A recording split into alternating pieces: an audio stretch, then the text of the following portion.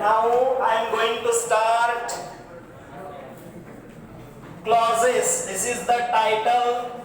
Okay, and we are going through adverb clause. In the adverb clause, there is the function adverb clause of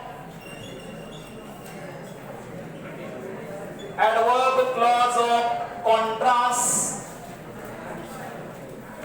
oblique concession. The number, what is the number? 7 number is here. Adverb clause of contrast oblique concession. In the last lecture we have discussed adverb clause of result and adverb clause of condition, right? Now there is the next title, that is adverb clause of contrast. Now see the board, look here. Adverb clause of contrast. Contrast म्हणजे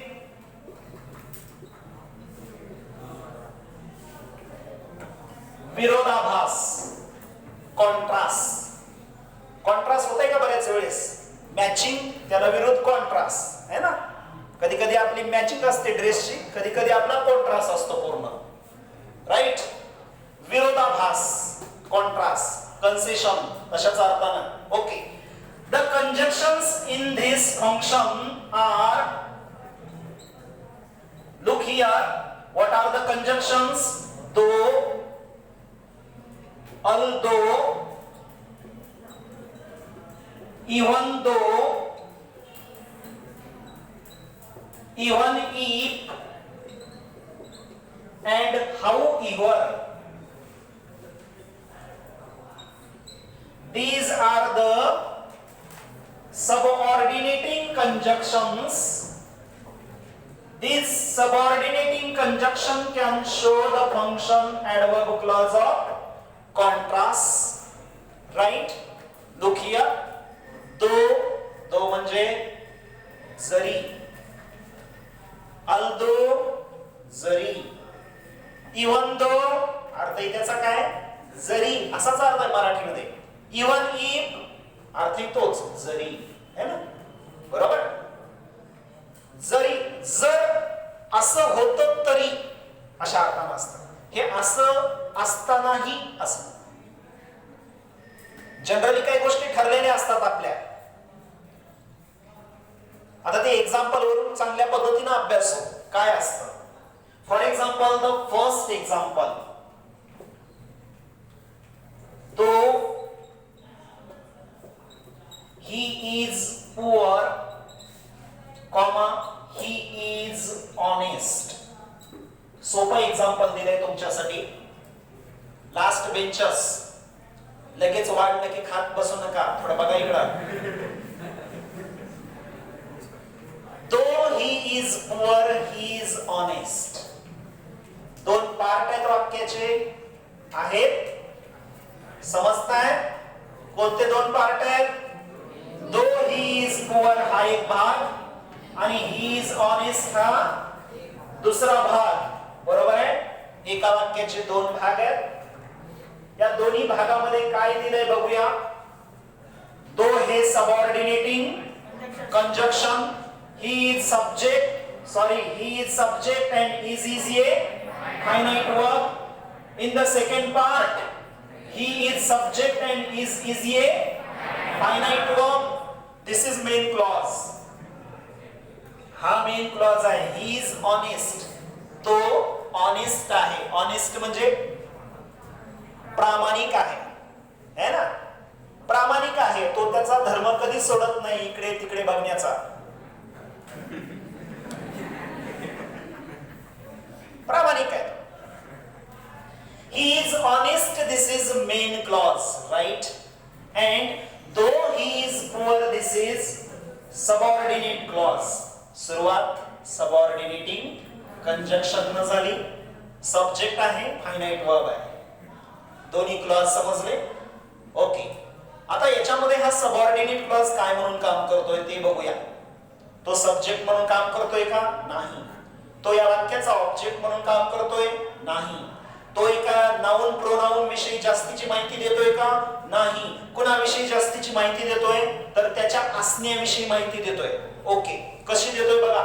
दो he is poor, जरी तो गरीब आहे तरी तो honest आहे, प्रामाणिक आहे.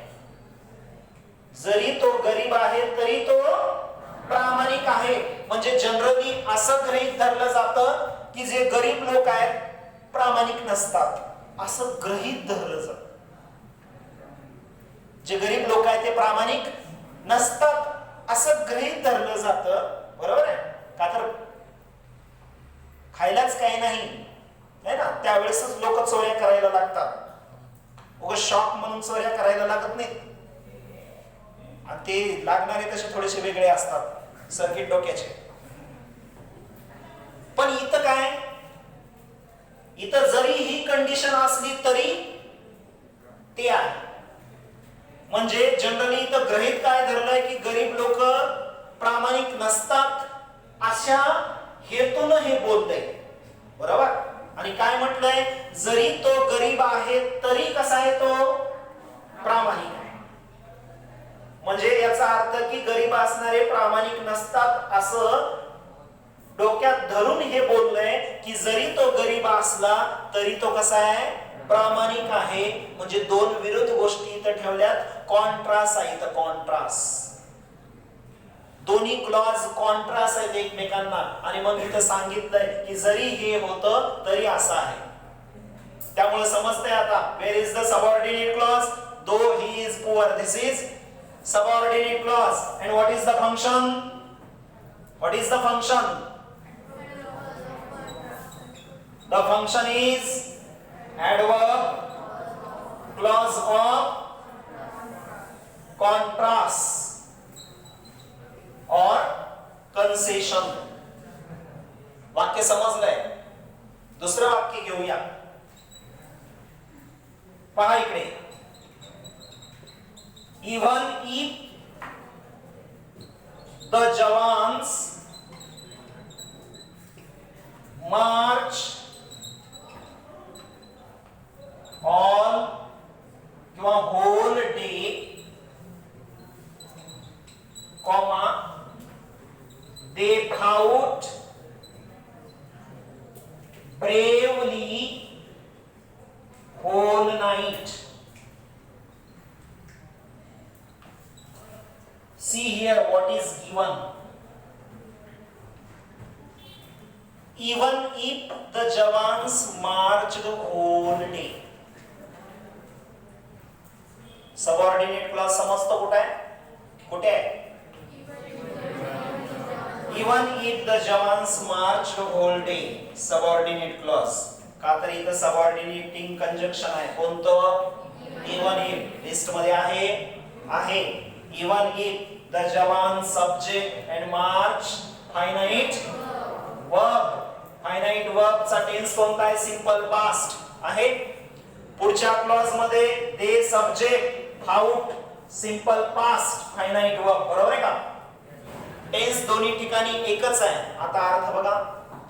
Even if the Jawans march whole day. जरी जवान्स म्हणजे सोल्जर्स त्यांनी दिवसभर मार्च केला असला तरी, म्हणजे त्या ठिकाणी पोहोचण्यासाठी प्रवास केला असला तरी. म्हणजे आता काय की जवाननी, सोल्जर्सनी पूर्ण दिवसभर त्या ठिकाणी चलत जाण्यासाठी मेहनत घेतली आहे. राईट. मग आता दिवसभर त्यांनी चलत जाण्यासाठी तिथं मेहनत घेतली आहे, तर संध्याकाळी त्यांना आराम पाहिजे का नाही? पाहिजे. पण तसं झालं का? नाही झालं. काय झालं पुढे? they fought bravely whole night.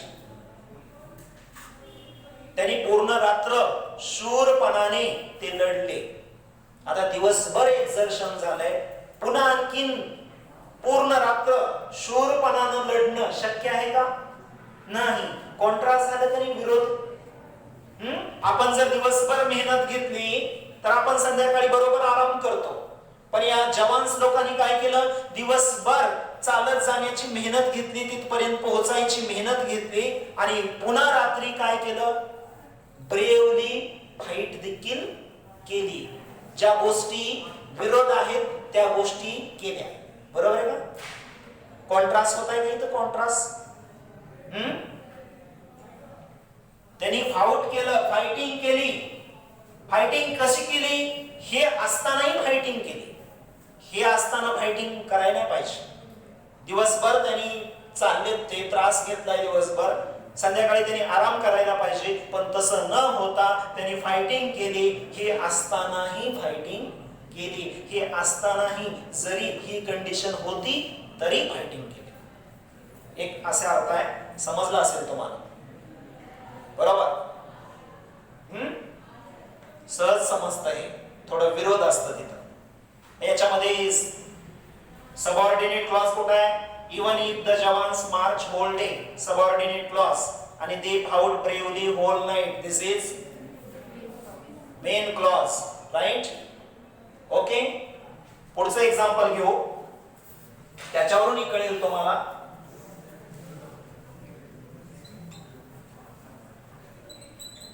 तो the water was ice cold,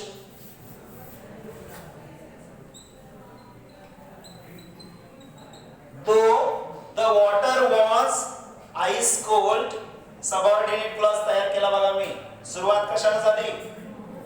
दोन झाली, THOUGH. Though the water was ice cold, the pilgrims took bath in it. चला बघा, सबऑर्डिनेट क्लॉज अगोदर घेतलाय, त्याच्यामुळे पुढे कॉमा आला आणि नंतर मेन क्लॉज आला. Though the water was ice cold, जरी पाणी बर्फासारखं थंड होतं तरी पिलग्रिम्सनी काय केलं? त्या पाण्यामध्ये आंघोळ केली. पिलग्रिम्स म्हणजे यात्रेकरू. है ना? बऱ्याच ठिकाणी जातो की आपण, नाशिक, पंढरपूर, हे ते ठिकाणी. मग तिथं गेल्यानंतर अगोदर आंघोळ, है ना, आणि मग दर्शन, अशा पद्धतीने चालतं आपलं. त्यावरून हे वाक्य, जरी पाणी बर्फासारखं थंड होतं तरी. इकडे बघ, उपकार होतील तुझे. जरी पाणी बर्फासारखं थंड होतं तरी. आता बर्फासारखं जर पाणी थंड असेल तर आपण आंघोळ करत नाही. ठरलंय का नाही आपलं? माहित आहे आपल्याला, आपलं फिक्स आहे की पाणी थंड असेल तर आपण त्या पाण्याने आंघोळ करणार नाही. पण इथं विरोध घडला. इथं कसं झालं? विरोध झालं. कसं विरोध झालं? पाणी बर्फासारखं थंड होतं तरी काय झालं? यात्रेकरूंनी त्याच्यामध्ये आंघोळ केली. कॉन्ट्रास्ट झाला का? विरोध झाला का? हा. आणि मग विरोध होत असताना पिलग्रिम्सनी बाथ आंघोळ केली. हे असतानाही, म्हणजे अशी विरोध गोष्ट असतानाही झालं. म्हणून हा सबऑर्डिनेट क्लॉज दोन चालू झालेला. कोणता सबऑर्डिनेट क्लॉज म्हणून ओळखता येतो? ऍडवर्ब क्लॉज म्हणून ओळखता येतो. आणि ऍडवर्ब क्लॉज मध्ये तो कोण आहे? Adverb clause of contrast. Right? लिहा.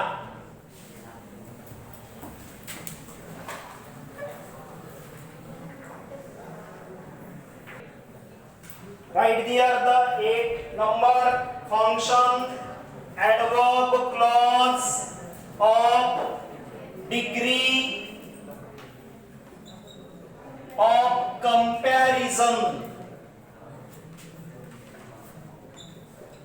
Adverb clause of degree of comparison. You may have already gone through the topic degree of comparison.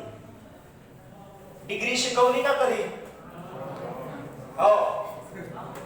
Degree of comparison माहित आहे आपल्याला. Positive degree, comparative degree, superlative degree. बरोबर आहे? Positive डिग्रीला comparative मध्ये बदलता येतं, कंपॅरेटिव्हला superlative बदलतो. आपण एकमेकांमध्ये बदल करतो, हे माहित आहे topic. See here what is given. in the adverb clause of degree of comparison there are some conjunctions. What are that conjunctions? As and than. These are the conjunctions. As and than. Okay? Degree of comparison केलेलं असतं. पाहू आपण example मधून लगेच समजेल तुम्हाला. The first example, he is as tall as his brother is. See here.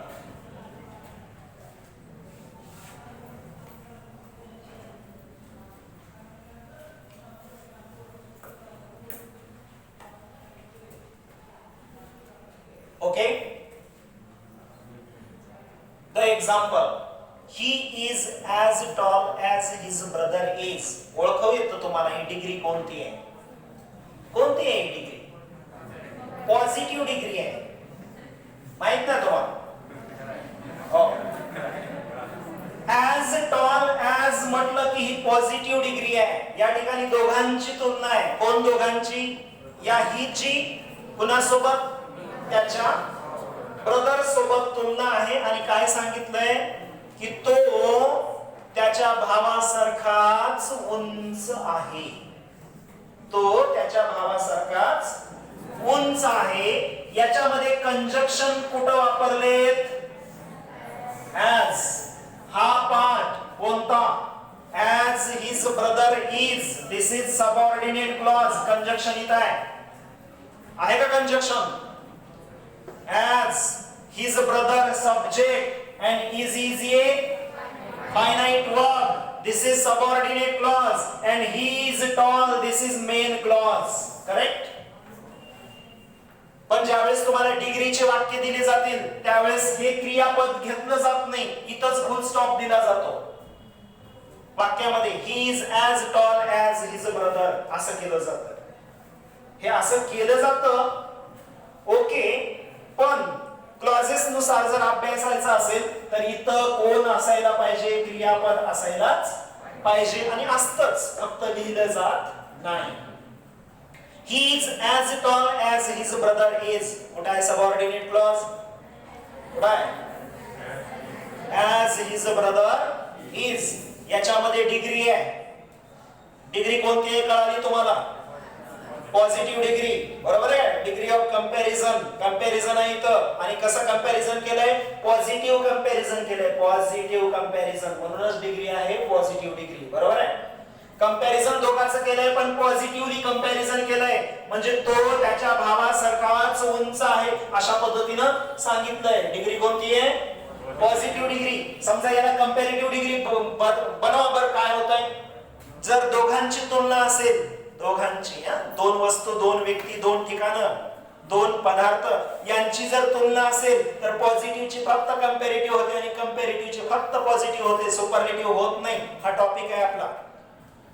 तर यामध्ये हे पॉझिटिव्ह डिग्री आहे, याची फक्त कंपॅरेटिव्ह होईल का तर दोघांची तुलना आहे का? याची कंपॅरेटिव्ह डिग्री करा. काय होतंय बघू आपण?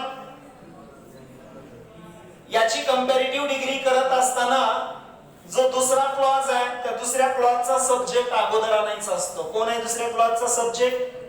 His brother. तो आणायचा अगोदर. आणला हिज ब्रदर. क्रियापद इज आहे. वरच्या वाक्यामध्ये नॉट नाही म्हणजे खाली नॉट घ्यावा लागतंय तर अर्थ मॅच होतो. His brother isn't. राईट? आता कंपॅरेटिव्ह करा. as tall as ला कंपॅरेटिव्ह मध्ये बदला. काय होतंय? taller than. आणि मग आता पहिल्या क्लॉजचा सब्जेक्ट तिकडे ठेवायचा. than ही आणि मग पुन्हा क्रियापद is. चला झालं वाक्य कंपॅरेटिव्ह डिग्री. तुम्हाला एक्झामला विचारली जाईल. सेपरेट टॉपिक आपला घ्यावाच लागेल. याची रिव्हिजन खूप करावं लागेल आपल्याला. नुसतं या एकाच वाक्यावरून तुम्हाला समजणार नाही. तुम्हाला ही डिग्री हँड असली पाहिजे. हँड कसंही बनवता आलं पाहिजे. मग आता ह्या दिलेल्या वाक्यामध्ये कुठं आहे सबऑर्डिनेट क्लॉज? येत आहे.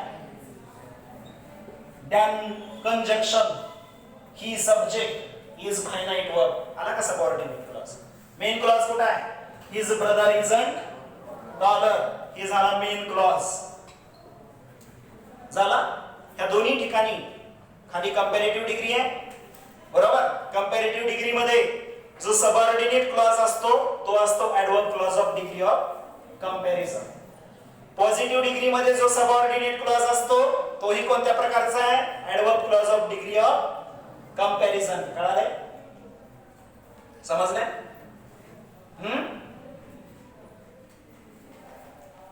हे दोन वाक्य या फंक्शनचे आहे. कंपॅरेटिव्ह डिग्री जरी असली तरी दॅन कंजक्शन आहे.